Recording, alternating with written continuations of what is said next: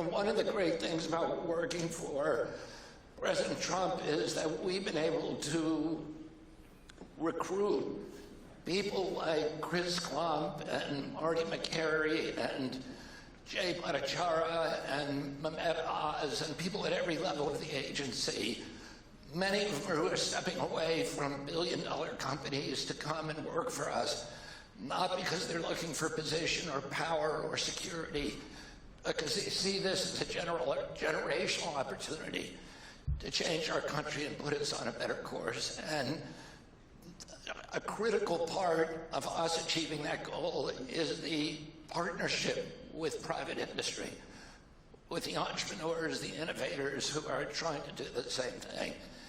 And you come out of that tradition. You really have an extraordinary life. But how do you see that in other parts of the government, this partnership that we've been able to make with private industry? Yeah, well, first, Bobby, thanks. It's good to see you, and great to be with everybody. It's an amazing, I think, not just an event, but really a movement that you put together, and it's been a critical part of our success in Washington. So thank you for having me here for just a little bit. When Bobby invited me to speak, I, of course, said that I was honored to come and happy to do it, but only if we did an interview as opposed to a speech. Because with a speech, you have to think about what you're going to say, where, an interview, I just have to answer questions. I don't have to think at all to do an interview. That's great. So one of the, just to answer that question, so obviously if you go back to like the MFN stuff, meaning most favored nation drug pricing, that really has happened because the president and Bobby and a number of members of the team have been actually working with private industry to lower the cost of prescription drugs for American citizens. Now, it would be great if we could get congressional Democrats to actually do something meaningful with us. Because you would think, you think Democrats, they like to say that they're for the working people against the big pharma companies. So you would think that legislatively they would want to work with us, but it's actually been hard to get them to work with us. So we've had to sort of go outside of the system and work with private industry to do some of this stuff. And I think you guys have done an incredible job with that. But if you look at a lot of our most important health initiatives, they have come through partnership with private industry in some form or another. And I also think that there's a mindset shift where you mentioned some of the people like Marty, like Jay, who have been such a critical part of what you've been doing. The thing that I love about the team that Bobby has put together is, yes, a lot of them have a sort of private sector mindset. They just want to get things done. They don't care about the bureaucracy or sort of, they don't care about all the people saying no in government, because as Bobby and I have learned, there are a lot of people saying, no, you're not allowed to do that, or no, you shouldn't do that. And we just have to punch through that in order to achieve results for the American people. But I also just love that Bobby has put together a team of people who are not terrified to think about things in new and interesting ways. And if you think about what has been so broken about the public health bureaucracy in this country for years, for decades, generations even, it's that people think in incredibly conventional ways. And if you bring them a non-conventional idea, their automatic assumption is, no, no, no, no, we're not allowed to talk about that, much less fund something related to that. And I think it's maybe the most important thing of all the specific initiatives that you guys have worked on effectively. The most important thing is that your team is willing to ask questions that people in government haven't been asking in a long time. And if you think about how unhealthy the American population has gotten over the past 20 or 30 years, you're not going to fix that problem unless you have people at the table who are asking different questions than the ones that were asked 20 years ago. Yeah, I mean, that's one of the... One of the interesting things about working with this president is that, we're coming into these bureaucracies that have constructed these orthodoxies, and it's just a series of very narrow Overton windows. Absolutely. You're not allowed to bring the conversation out of that, or you get destroyed. That's right. And now we're working for a president who just takes a bulldozer to Overton windows and does... That like shocks us every day, and then we go, okay, well. That's exactly right. That is a good summary of Donald J. Trump, is that he takes a bulldozer to Overton windows every single day. But it had to happen. It just had to happen. And if you look at so many of the things that are happening on the public health side, I mean, one of the criticisms that Bobby will always get, and I always think it's such bullshit, excuse my language, I'm not sure if I'm allowed to say that. It's probably covering, Apologize to everybody who's watching live on Fox News. Hopefully they were able to bleep that out. But anyway, is sometimes there's this attack where people say, well, you know, this or that conclusion is not supported by the science, or this or that conclusion is a conspiracy theory. And science, as practiced in its best form, is that if you disagree with it, then you ought to criticize it, and you ought to argue it against it, but you can't shut down the debate. And that really is, if you look at all of the big public health debates that we've had in this country over the last 20 or 30 years, it doesn't bother me that they disagreed with something that I believed or disagreed with something you believed or any of you. It's that they tried to silence the people who were saying things that were outside the Overton window. And as we found out the hard way over the last few years, it was very often the people who were outside the Overton window who were actually right, and all the experts were wrong. Yeah.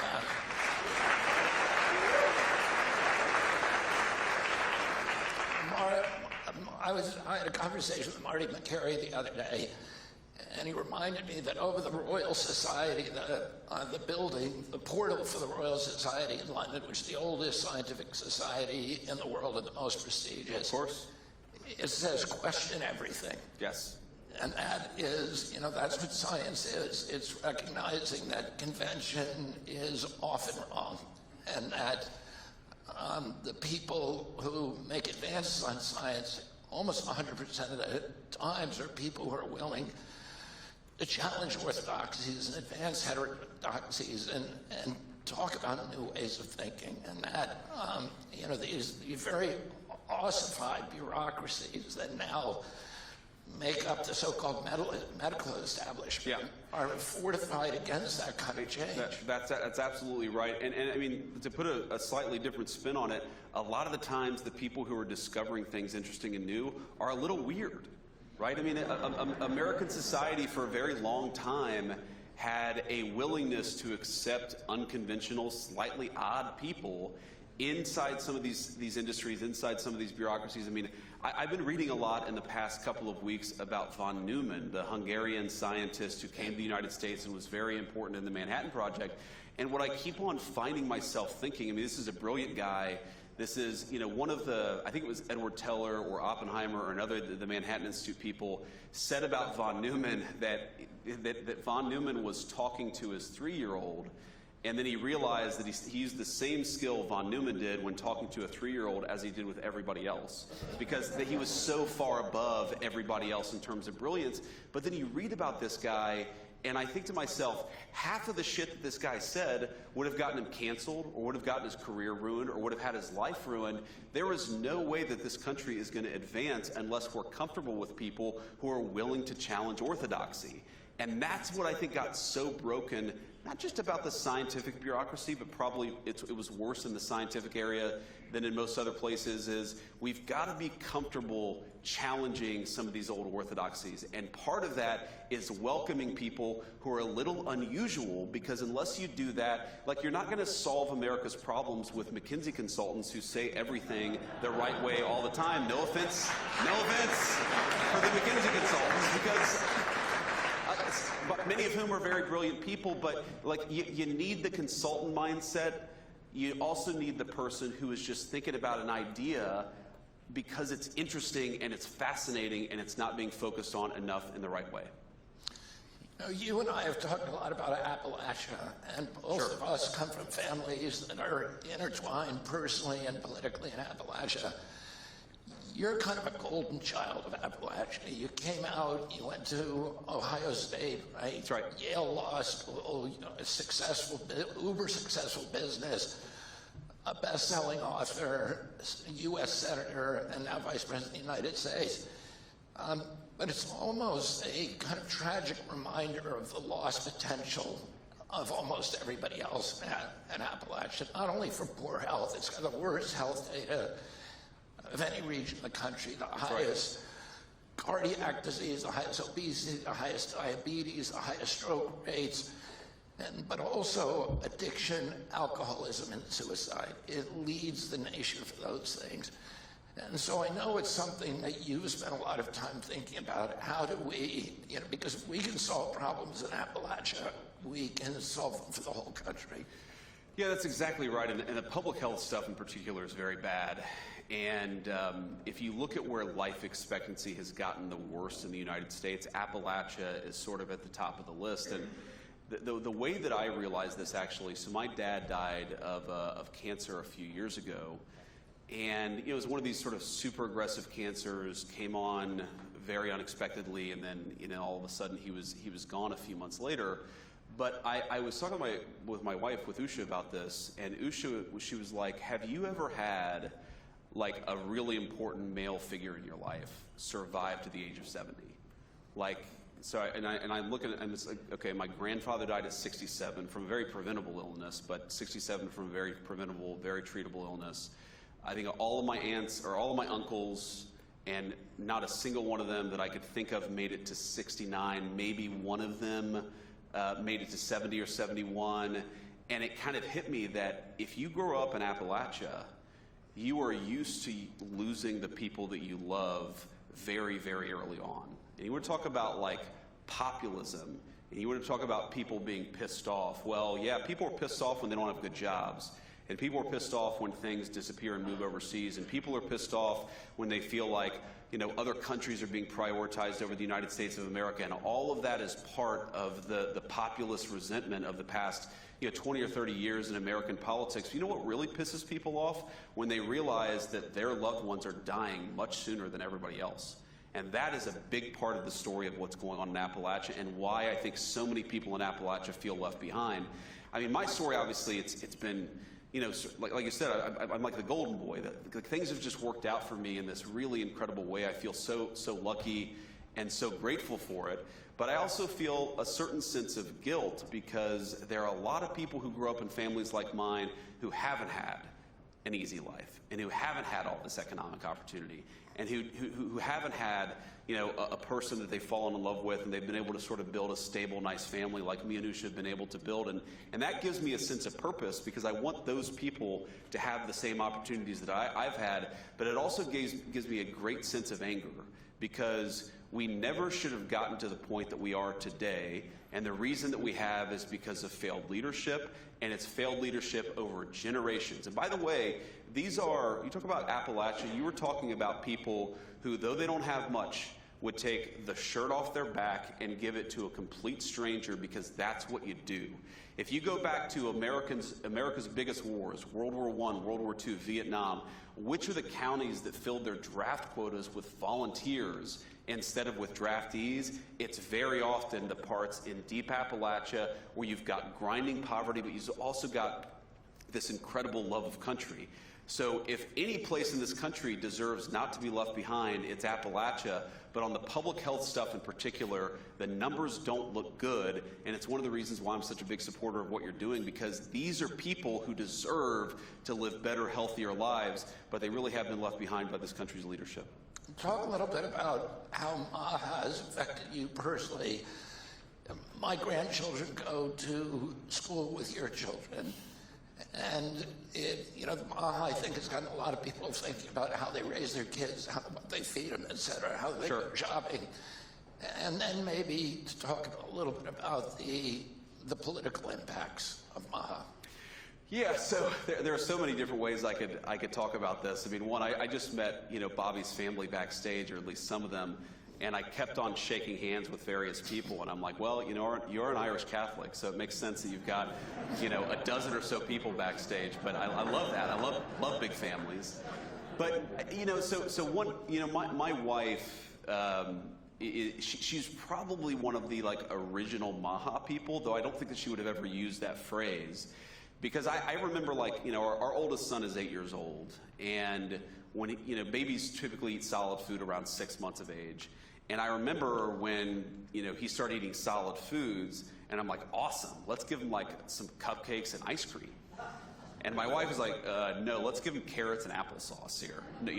So she was already thinking about health and nutrition in a way that was frankly kind of foreign to me, and that I think is very common among the MAHA crowd. Like, you guys are asking the right questions. What are we putting into our bodies? Where was it sourced from?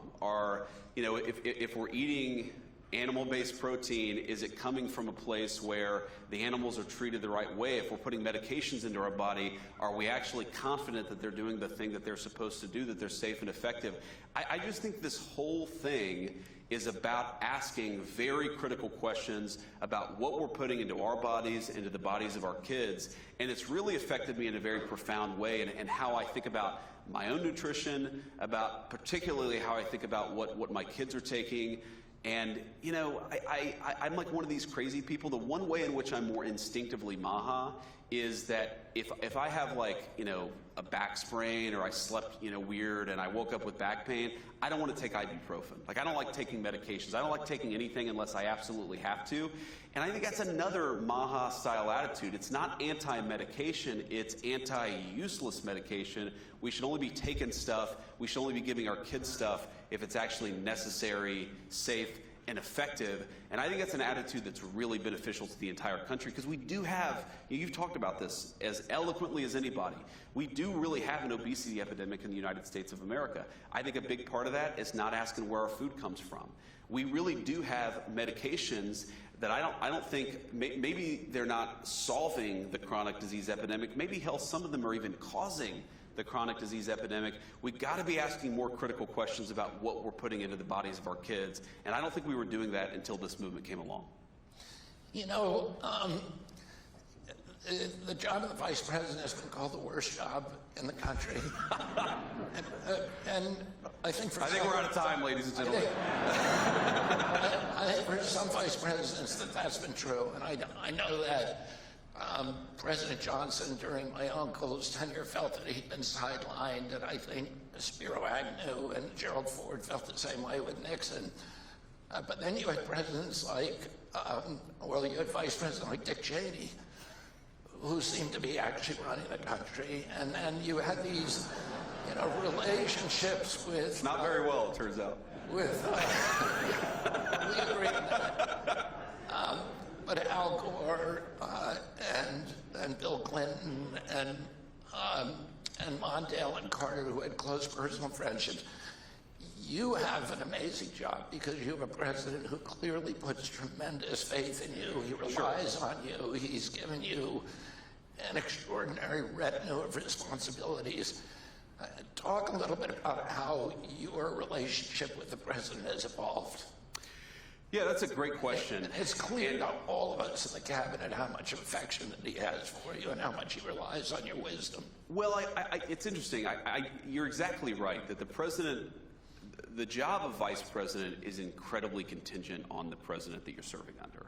And you could have a president who effectively just passes off big swaths of responsibility. You could have a president who delegates. You could have a president who has no trust in their vice president, Kamala Harris, and so it doesn't go very well for that particular vice president. But I think there are two ways that I try to think about my job with the President of the United States. Number one, he requires honest counsel. In other words, if I have an opinion on something, whether I agree or disagree with the administration position, it's really, really important that I talk to the president about it. He doesn't want yes men. And I think that's one of the reasons why you guys have a great relationship, is because you're always thinking about how can I actually give the president the best counsel. But then the second thing is, when the president makes a decision, your job is to execute. It's not to run to the papers and say, well, actually, I disagreed with this decision, or run to the Congress and badmouth the administration. It's to execute. And I think the reason why the president has trust in me is because, yes, I absolutely tell the president what I think about a given issue, but I also recognize I'm the vice president, he's the president, and when the president of the United States makes a decision, it's time to go and get it done.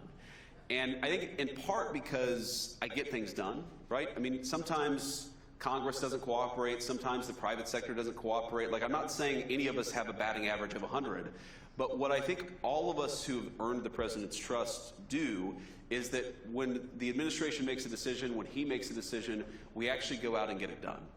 And that's why this job has been so empowering for me, is because the president trusts me. He knows I'm going to give him honest counsel. He knows that if he asks me to go get something done, I'm going to try my best to actually go and do it. And that's why we have a good partnership. I think that's why the administration has been so effective this time around, is because there are a lot of people with a very wide diversity of opinions, but we get out there and we try to do the best job for the American people and the President of the United States. And because of that, there's a lot of trust and there's a lot of affection in the cabinet. I mean, you've seen this. I've seen this. But when we're sitting in there and the cameras are off and we're just talking about an issue, there is a deep level of affection and trust between all the senior members of the team. I don't know how it's possible to do this job without it, but I know it's why we've been so successful the past 10 months. Now we've come to the lightning round. Great. Marine Corps workout or Pete and Bobby challenge? That's tough, man. So it's I would say Marine Corps workout, especially for me. The one thing, so I can do like 5 dead hang pull-ups. You know, I have longer arms. I'm a little fatter than I should be, and you know, especially like 10 years or so ago, I got a little out of shape, and so it's actually the Marine Corps like physical fitness test has been an incredible guidepost to me getting back in shape. And it's basically, you run 3 miles, you do 100 crunches, or now instead of crunches, they do, it's this weird planking exercise that's a core exercise, and then there's pull-ups. But I felt like that's been a very good focus. The Pete and Bobby challenge is for people who are in as good a shape as Pete and Bobby, which is not yet me, but that's my goal. My goal is to get there. Who's the funniest guy on the cabinet? Well, obviously, the President of the United States. So beside him, I mean, look, we all have different views on this. My personal vote for funniest person outside the president is probably Marco. Yeah, Marco. He has an incredible sense of humor. He's got great comedic timing. Rival. Yeah, that's right. That's right. Well, you know, there are a couple others. Look, very good sense of humor from the cabinet. There's a lot of funny people. I think Marco is the funniest outside the president. He says something that makes everybody laugh at least once during the cabinet meeting. That's right. Well, I mean, I don't know if you saw this video circulating on social media, but you know, the president met the president of Syria, al-Shara, in the Oval Office a couple of days ago, and you know, he asked him, he's like, "Well, how many wives do you have?"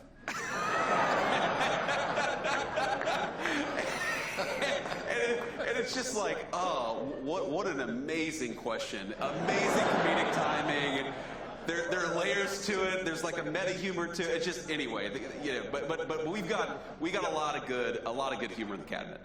One of the funniest moments in any cabinet meeting, President Trump had them bring in a full-size picture of himself with Putin, and when they were in Hawaii, and he's very tall and Putin was very short. Putin came up to about here, and he said, "You know what I said to him?" He said, "I've had it up to here with you."